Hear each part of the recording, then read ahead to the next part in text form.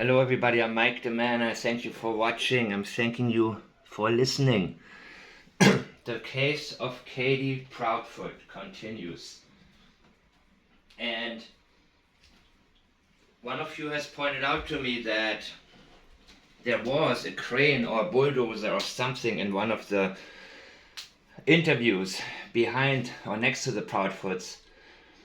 And Katie Proudfoot said I would probably bulldoze him down with hugs, which is a very strange expression, and it always comes from somewhere. Now we don't need to know yet if there is a significant meaning behind it, but we need to notice everything that stands out, everything that is strange, out of place, that simply doesn't fit.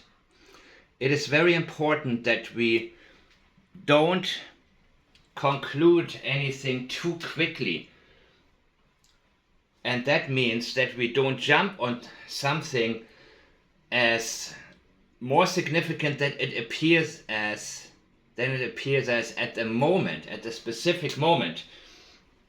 So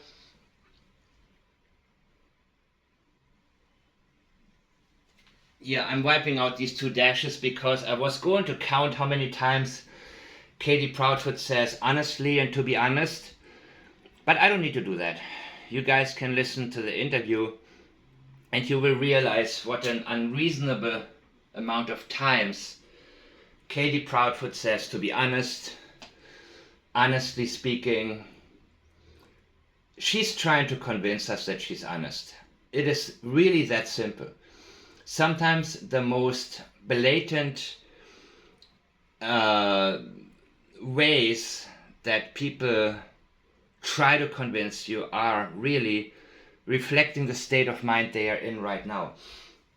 I have mentioned that unlike Chris, Katie Proudfoot is highly intelligent. That doesn't mean her emotional state is up to par. Chris is extremely confident, which has gone down a little bit thanks to my videos and other people's. He realizes his own limits now.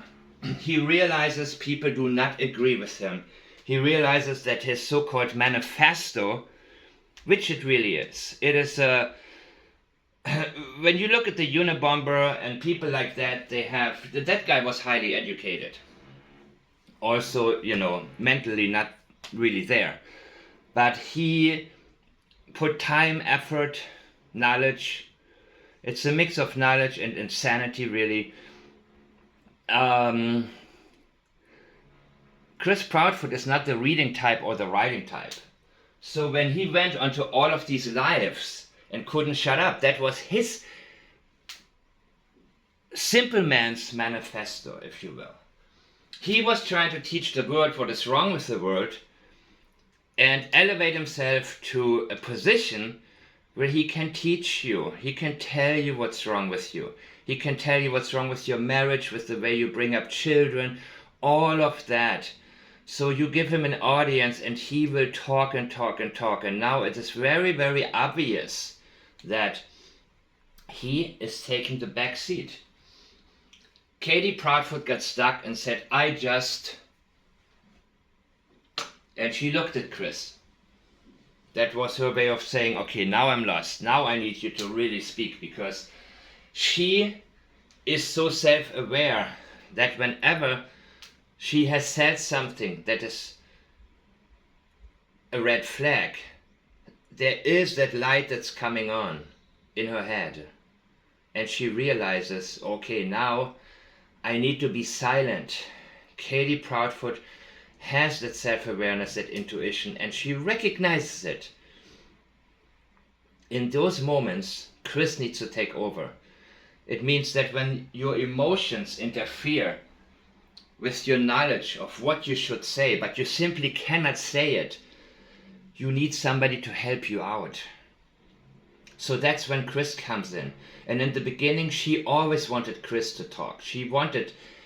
Some people think, okay, Chris didn't let her talk. Chris is overbearing. Chris is dominating, oppressing her. No. Katie has a certain type of man that she likes.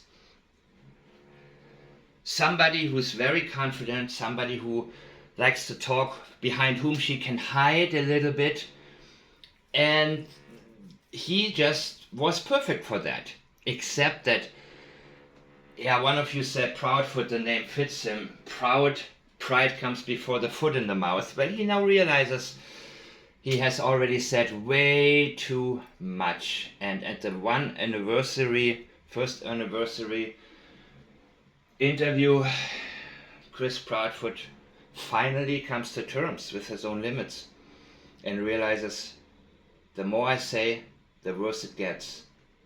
And people do not forget. They do not forget about you boasting about beating Sebastian. And I will never forget that. That is who you are, Chris Proudfoot. So now, he said, we went from potentially not having a sighting to potentially having a sighting. Talking about this video by Fisher that has already been debunked by law enforcement. And when he says we went from potentially not having a sighting, listen, they went from not having a sighting, from having no sighting. Why does he say from potentially not having a sighting? It is because they are worried about a sighting. They are worried about anything that could have been caught on camera. So he is telling us that his state of mind was, maybe there wasn't anything caught on camera. Hopefully there wasn't anything on camera. Zero evidence. Katie used zero evidence in her Fox interview. And Chris in the WSMV interview, he said also, no evidence, word for word. So that always strikes me as strange that they haven't caught up yet with what I have said previously, that even in her previous plea to anybody who might have a camera and is willing to look at it, any evidence where he may have gone. She didn't use Sebastian's name there. Evidence she's looking for. That's what she is worried about. What can they prove? I'm sure law enforcement doesn't have any other lead than them. But that doesn't mean they're able to prove it. And Chris has said it again and again and again. This will go down in history. This is where they have been searching, the largest manhunt in Tennessee for a child. And they found nothing. There's nothing. He is so confident. Katie is not. Katie knows all of the possibilities, or at least she is so aware that she considers all possibilities. Her mind is racing. I know the type. I am similar. My mind is always thinking about possibilities or the what ifs. And that's what I love so much about statement analysis, that I'm never done, that I can always search for more. Even if it means hours and hours of listening to the same thing again and again. By the way, it beats listening to the same interview for 2 hours straight, beats listening to 2 10-minute media specials where real information and some crap like Steve Fisher's video get mixed in together, and it's up to the viewer to guess, is there something or isn't there anything? I love the facts. I love to listen to the facts and look for more facts. And when they are deceptive within their statements, that is also a factual hint. So it is a win-win situation. And this church-going lady, as I identify her, who, doesn't want to believe anything about the Proudfoots and has a connection with them and was chosen for a reason to interview them. That's who Chris and Katie feel comfortable with. She allows them to talk, and it's actually harder for them to do that than on the Nancy Grace episode, where they could just defend themselves and say, yes ma'am, no ma'am, no ma'am, yes ma'am. Name the time and the place, ma'am. It was just them defending themselves. And in that case, you cannot red flag them defending themselves simply because they were constantly being accused. It is the same way like an inexperienced cop who wants to make an arrest, saying, we know you did it, or he starts lying about things and tries to trap you because his mind is already made up that you are the person who did it, which is why there are so many, wrongful arrests and convictions, because of people who don't have the skills but just love to be the hero. And you cannot put yourself into this position. There are no heroes. There are only people who are productive and people who are non-productive. And the non-productive ones, we see them every day with their live casts about any rumor, anything that they can pick up. And the media, of course, also when they talk about a potential sighting, even when they know there's nothing to it. I mean, who do they believe? Some PI or law enforcement? Come on. They know this is good for the viewership. A mystery is always good for viewerships, but I don't believe in mysteries because a mystery is only a set of events that has not been explained yet. So Sebastian needs to be found and Sebastian needs to come home. Previously, Katie has failed to mention Sebastian's name. Now there's an overload of it. Twice in the same sentence. The sentence before he was mentioned as well by name. She learned from my videos and other people's videos, probably, where I pointed out she cannot say I love you, Sebastian. And she failed to mention his name when she wrote a message that was shared by a neighbor that her son is missing. Not his name. Very little about him. Very vague. Nothing to help us. No call for help searching, but only if you have a camera and if you are willing. She is telling people, don't worry about it, but I'm interested in your camera footage and what it may have caught. I don't know how to word it, I don't know how to say it, I can't describe.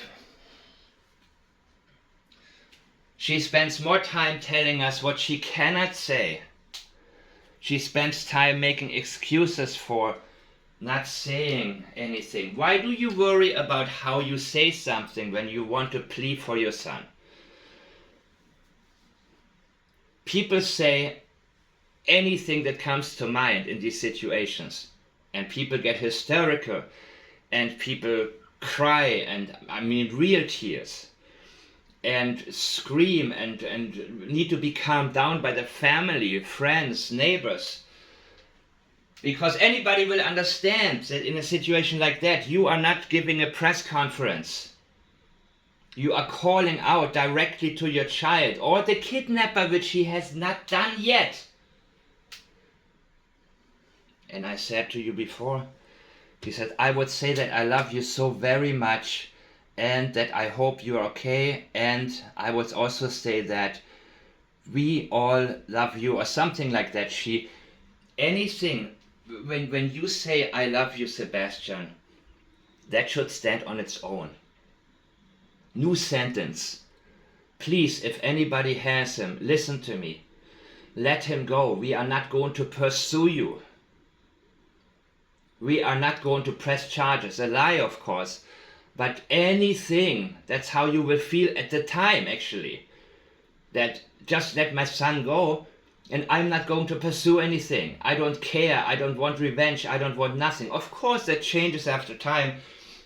When police have someone in custody and they learn what the child has endured in their custody, or in their, that's not the right word, right? In their imprisonment. So she tells us again and again that she doesn't know how to say anything. And she explains it. And she tells us why. And she spends more time on that and effort than actually just going for it. She is not reaching out for help. She's not reaching out to her son. She will later tell you, I would say many times. I would say.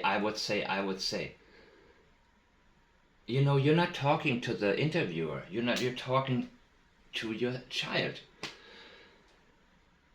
So she's not saying it. I would say it's not the same as saying something.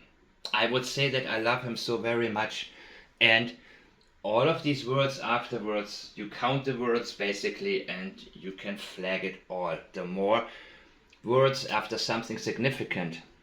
If somebody was asked, did you kill your wife? No, I didn't kill my wife. That would be a reliable statement. No, and the people who talk about me doing something like that, I would blah blah blah blah. No. That's the red flag right there. If you are innocent and you have your priorities straight, you will say it short and crisp and to the point, because that's what you want to get across. You're not worried about how other people feel, how they think, how they look at you. Your self-awareness goes down the drain. You don't care because all you want is your child back. If you think your child is really out there somewhere. She says, hang in there. That was her message to him. Hang in there. Hang in where? Without knowing if he is in the wilderness or if somebody has him. That should be priority. Where? Where is he?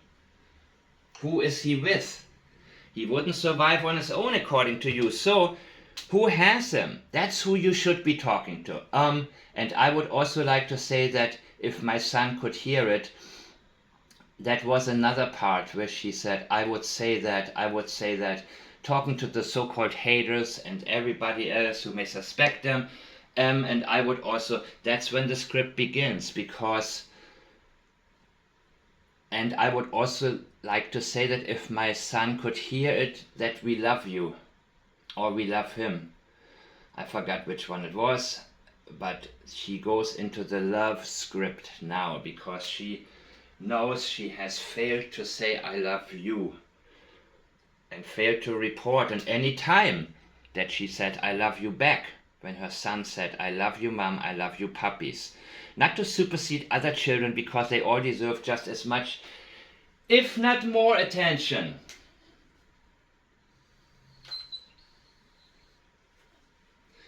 Really?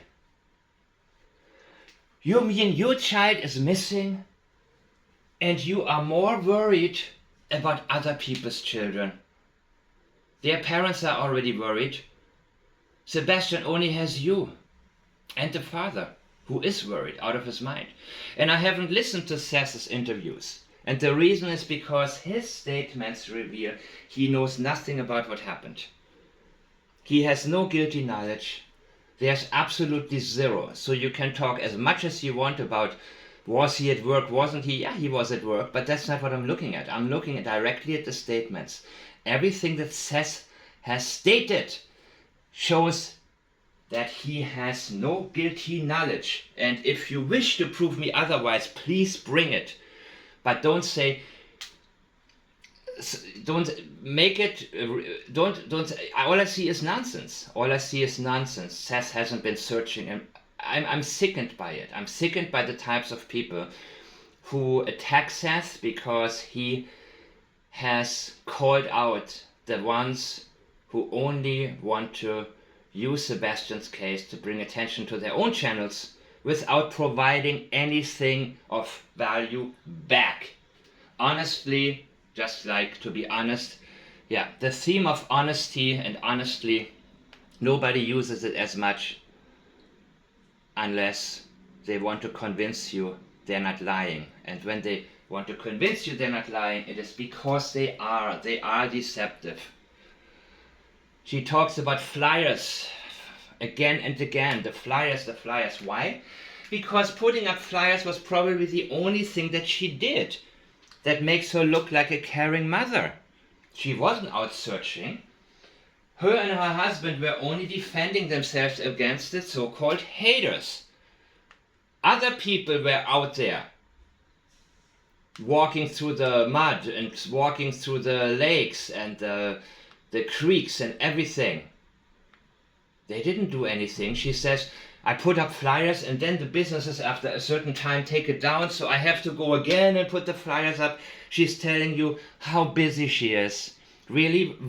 When was that? When you were on a campground in Mississippi because suddenly you have freedom to travel with your husband because your son is gone? And your son, what did you leave out side of the door? Some snacks for him in case he comes back, which you know he would not? Give me a break. The flyers, the flyers, the flyers. And then they complain twice about there are people who still don't know about the case. People have lives. People have worries. People are consumed with their own problems. That is a fact of life. And this case is very well known. You don't need to worry about the few people who haven't heard about it yet. She's trying to blame other people who don't know about it yet for the fact that Sebastian isn't found, which he won't be. But that's who you need to look at. Basically, as long as there are just a few people who haven't heard about the case yet, guess what? Phew, don't expect anything, man. There we go. That's the reason. Because she actually asked, the lady Holly Thompson, she asked actually, why do you think this case, he hasn't been found yet? So this is not the time when Chris can say, oh, the best part is that he left no evidence behind it whatsoever. He learned not to say this stuff anymore. So they need to turn it into a negative, but the negative needs to be pushed into the corner of somebody else. And that is the few people who haven't heard about the case yet. To be honest, I can't describe, then she looks at Chris, meaning now is your time to talk. Now I tried my best to take over this conversation because that's what people expect from me because I am the mother. But she just can't do it anymore. I want to. So, this is now part 2. And there's going to be a lot more. And the bulldozer stuff and all the other things, I will get more into it at a later time. So thank you all for watching. Please share my video. Let people know. There is no need to be confused. If the media posts a video with a disclaimer, law enforcement says there's nothing, but wants to waste your time anyway, so be it. Let people understand that in this case we have what we need. But of course, physical evidence, a potential witness, which could be Chris turning against Katie. Who knows what will happen? I also have to consider the possibility that nothing is going to happen. But you know what? Their lives are already changing, and it's not for the better.